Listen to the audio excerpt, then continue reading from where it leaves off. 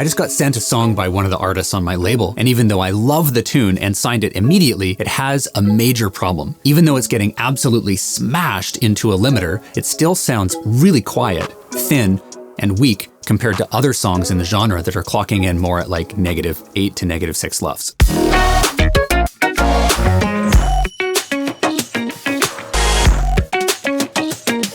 Now, I got this song sounding thick, fat, and loud. Check it out.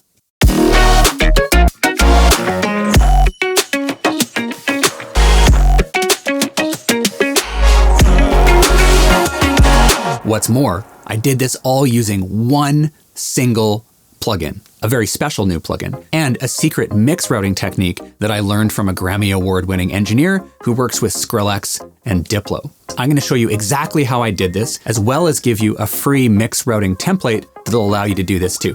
Let's go. So the problem with this mix is too much crest factor. What is crest factor? It's a way of measuring the dynamics of the song, and it's the ratio of the peak level to the average or the body level of the signal. My favorite way of monitoring this is using this plugin by Sonable called True Level, and it uses a way of measuring the crest factor called peak to short-term ratio, and that is the peaks of the signal compared to the short-term LUFS, which is measured in 3-second sliding blocks, okay? Let's have a look and listen at the artist master that has the limiter on it and see where we're clocking in.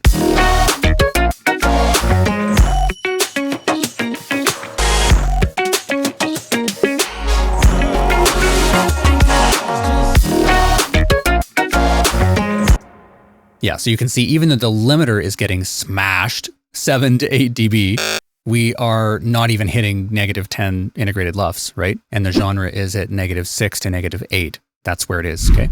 And the PSR, the crest factor, is sitting way up at nearly 15. And in the genre, it's common to have it sitting at around 10 or maybe 11. A myth about crest factor and dynamics. People think that more is always better. It is not. There's a sweet spot to be had, okay?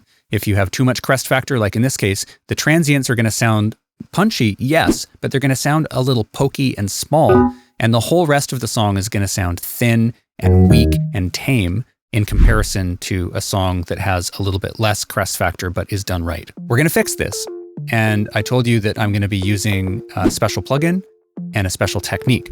So our game plan is two-pronged. Step one is we're going to reduce peak level in a way that retains punch and impact on the transients. And then we're going to inflate the low-level material such that we get more body, we get girth, we get grit, and in a way that generates pleasing harmonics, aggression, energy, density, and containment to the mix that is also appropriate for this genre. Let's get into it. I told you that I was going to do this all with one single plugin. And that secret plugin is a new multi-band soft clipper by Sound Theory called Kraftur. And this thing is an absolute monster of loudness. Now you might be thinking, oh, let's put it on the master and use it like a mastering limiter. Yeah, you can do that, and I will. However, a big mistake when it comes to the loudness game, and one that can oftentimes lead you into garbagey sounding loudness, is trying to do too much on the master and not enough in the mix. The technique that I said I was going to share with you is a technique that I learned from Luca Pratalesi from Studio DMI. And Luca is a Grammy award-winning mix and mastering engineer. He works with Skrillex, Diplo, and many other artists. And he uses a sophisticated professional submixing structure. And I have replicated and then built on a lot of what he's done. I've customized it for my own liking. And this is the structure. So I'm using submixes, which is just another way of saying buses, and it's a way of grouping tracks into these functional groups, and I can process these groups instead. I'm going to be shifting the load from the master onto the submixes so that they're carrying more of the gain reduction load and the increasing inflating low-level material load, and the master is going to be doing less. And that's always going to sound better, cleaner, louder than doing it all on the master. Okay, so that's the process. I'm going to use Kraftur on all of the submixes and then on the master. Let's throw it on there and see how it sounds.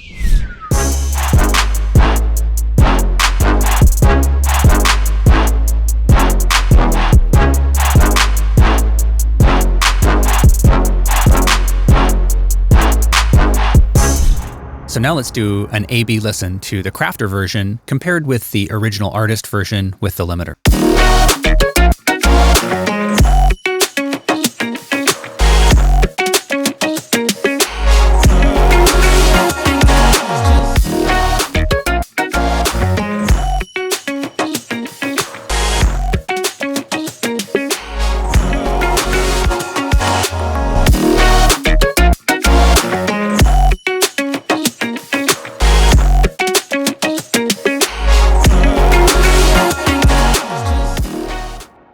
All right, so you can see from our metering, we're now sitting at just under -7 LUFS. We are definitely in the loudness range that is going to be competitive and appropriate in this genre. And we're still getting a good amount of dynamics in the peak to short-term loudness or crest factor ratio here. And you can see we're right in that sweet spot. And it's basing this on an analysis of a ton of different tracks in bass music as the genre, and it's giving us the thumbs up on that. So we've achieved our goal, and everything's sounding like it's got that aggression and energy, the harmonics and the density to it that I was talking about earlier. So now let's go under the hood with Kraftur. I'll show you my workflow and exactly how I set it up on the submixes. So I'm going to go down to my all drums and perk submix, and that's a great spot to demonstrate Kraftur for you. So if we pop this open, you can see here is Kraftur. And here are the drums soloed with it.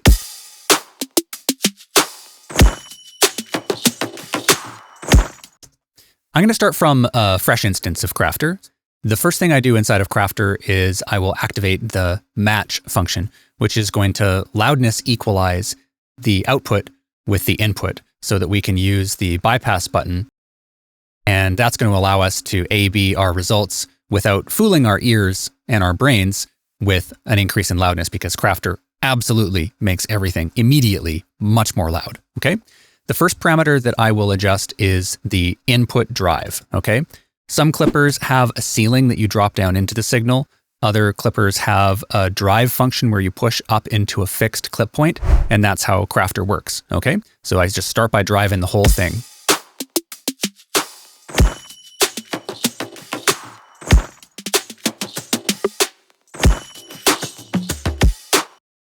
Nice.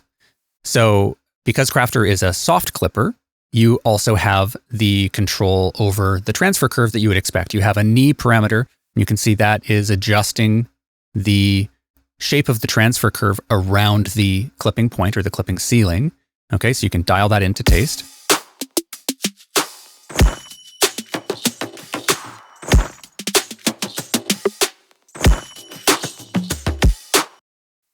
Okay, so when you add a lot of knee, it's going to be affecting the signal before it reaches the clipping point. So you're going to be affecting more of the signal. And when you back off the knee, it gets closer and closer to hard clipping. It doesn't ever become hard clipping, but you're leaving the signal more linear up until it approaches the clipping point. Now, there's another parameter here called offset. And I hadn't seen this before. It's kind of a unique parameter, I think, to Kraftur. And what it does is it also affects the transfer curve, as you can see, but it does so in a way that's different than the knee. And it actually digs much further down into the body or the RMS of the signal. So this is very useful if you want to start touching and saturating low-level material.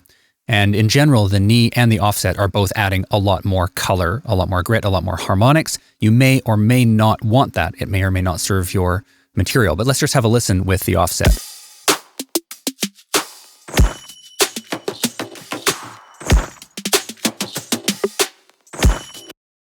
So that's kind of maxed out there. You can hear it affecting more of the low-level material. Now, in this case, what I'm going to do and how I've used Kraftur mostly throughout my process in this project is to leave offset and knee all the way backed off, because I want to be taking down the peak level, but I don't want to be adding in a huge amount of extra saturation. You can oversaturate the signal very easily with soft clipping. And so I'm going to leave the transfer curve as linear as possible up until the clip point here. Okay. So the next step is, well, Kraftur is multi-band, and that's one of the things that makes this plugin very, very special versus a single band clipper. You have a lot more control, a lot more options, and in general, multi-band clipping is going to sound cleaner than a single band clipper because of intermodulation. Okay. So I will take this control. This control also very interesting. You can see the kind of cathode ray tube like, ray echoes. I love how the interface is so interesting looking, definitely pulls you in and engages you. But this is a control that basically allows you to go between the dry signal, unprocessed, full parallel up into the multi-band signal, or over into the single band clipper. So this is can be a blend of a single band clipper, a multi-band clipper, and the dry signal, all with full parallel control. So if you set it in the middle, it's going to be equal parts dry, multi-band, and single. But I'm going to start by taking the control all the way over to multi-band, and then I'm going to adjust my bands. You have the bands and the crossovers up here. You can solo a band by clicking it. So let's just go ahead and adjust our crossover point.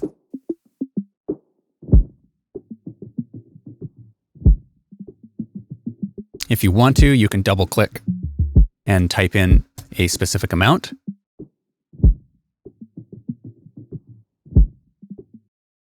Nice. Okay, let's go ahead and dial in the mid and high bands now.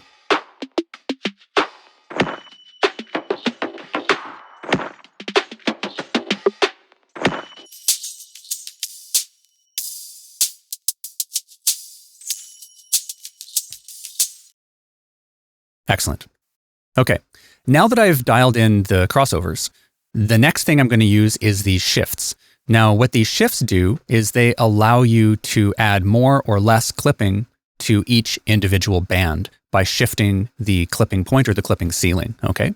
So if we go ahead and we click into the low band and we move the shift parameter, you can see it's going to put it all the way up at the top. Let's start with that and let's take a look at the energy that is coming in this band.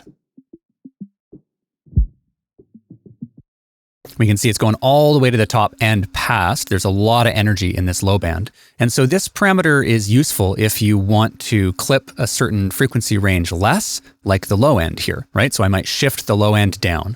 Okay, so let's do that, listening to the full range signal.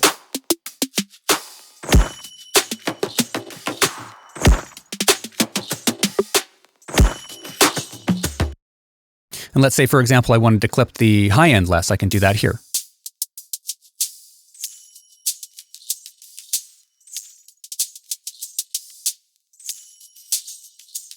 Once you've got these shifts set up, if you want to, you can click this link control and you will be able to shift all of them up and down together while keeping their relative position. So this is useful if you want to just add more clipping overall, less clipping overall, but maintain the ratio of clipping between the different bands.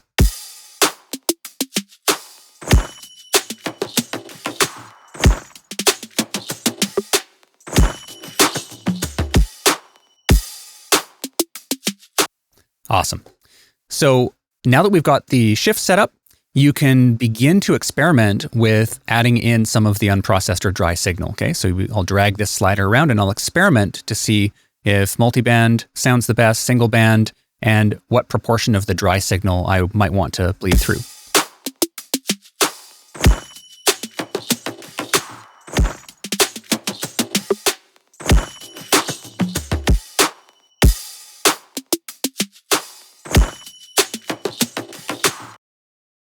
Nice. Yeah, I like it around there with a little bit of the dry signal bleeding through because this isn't just one clipper. This is two clippers. So you can see once we complete everything on the multi-band, single band side of things, it then goes into the output clipping stage, and that is controlled right here. So it's a final single band soft clipper on the output. So you have a second clipping stage, okay? And that has a ceiling, which you can control. Let's turn it on. You can see the ceiling, and this is one of the ceilings that you drop down into the signal, but you can also use gain and push gain up into the signal. So you have two ways of going about it. And by default, these are linked, but if you click the Kraftur logo here, you can see you have the ability to turn linking on or off. And I just like the independent control of being able to have the ceiling and gain be two separate parameters I can dial into my liking. So I'm going to leave that off. Okay. And then you can see actually how much overall clipping is happening in the plugin with this part of the display right here, CFR, and that stands for crest factor reduction, okay? Speaking of the output meter, you can see the level of each one of the individual bands here, and then the overall level, and then the crest factor reduction in green.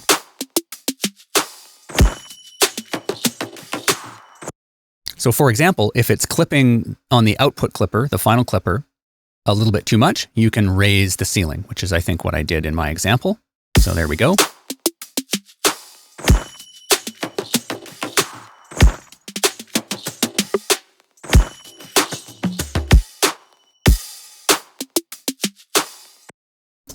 Okay, great. That's pretty much how I dial in Kraftur, but I want to point out a couple of additional things. If you saw in here when I clicked the logo, we have different skins. They've given us these 9 different skins to choose from.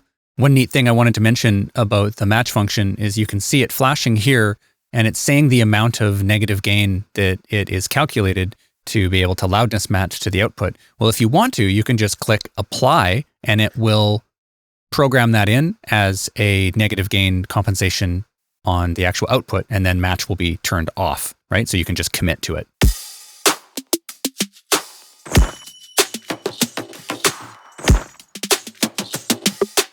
And then if you make further parameter adjustments, you can press match again, commit it again, so you don't have to be constantly working with match on if you don't want to. The final thing that I will say about Kraftur is really no discussion around clippers or really any devices that incur harmonics would be complete without talking about oversampling. Many of you will have noticed there is no oversampling indicated. It's just happening under the hood. They've dialed in the perfect amount of oversampling in Kraftur. Everything is oversampled right up to the output.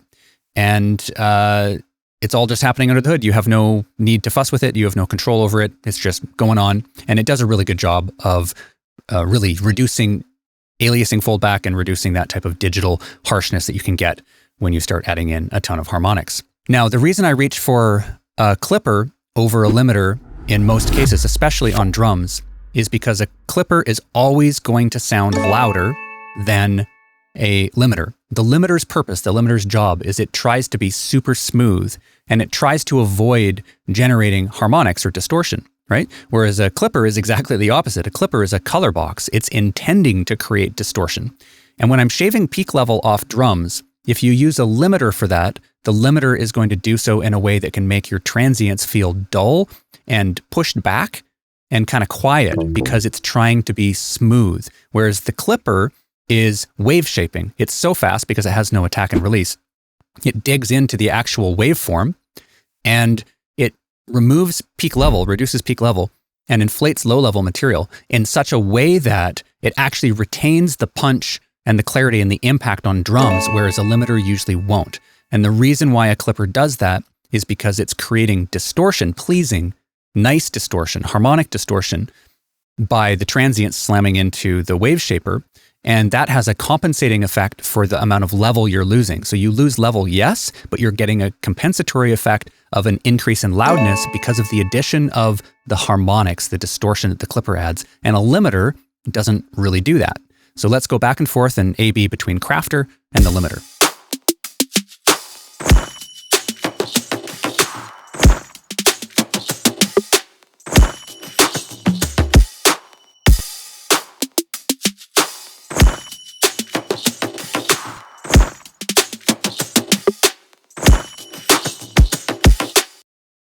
Right? So you're hearing there's definitely more distortion.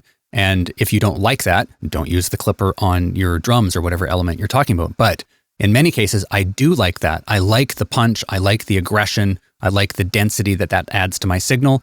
And so I reach for a soft clipper way more often than I reach for a limiter when I'm mixing. Now that we've learned the ins and outs and seen workflow in Kraftur and discovered a little bit about the differences between using a clipper and a limiter in your mix and on your master, let's have one final listen and A/B back and forth between the Kraftur version and the original version with the limiter.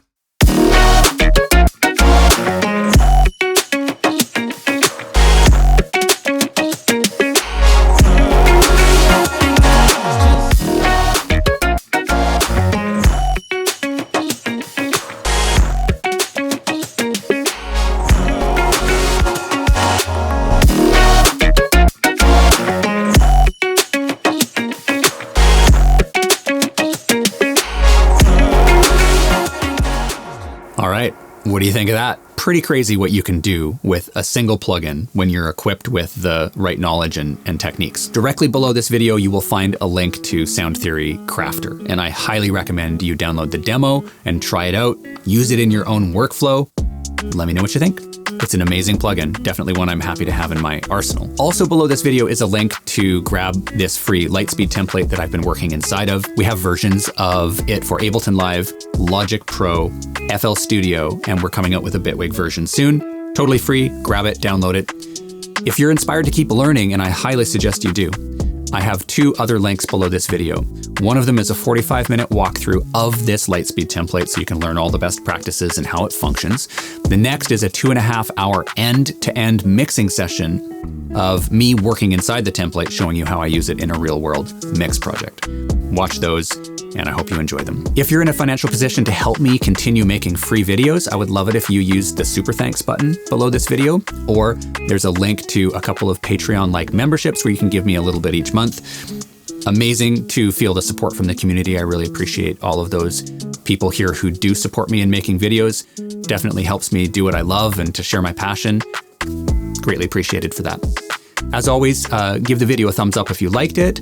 Drop me a comment. I'd love to hear from you. Let me know what you thought about this video. If you're not subscribed to the channel yet, please do. Join the community. Stay in touch. All right. Much love, happy music making, and I will catch you on the next one. Cheers.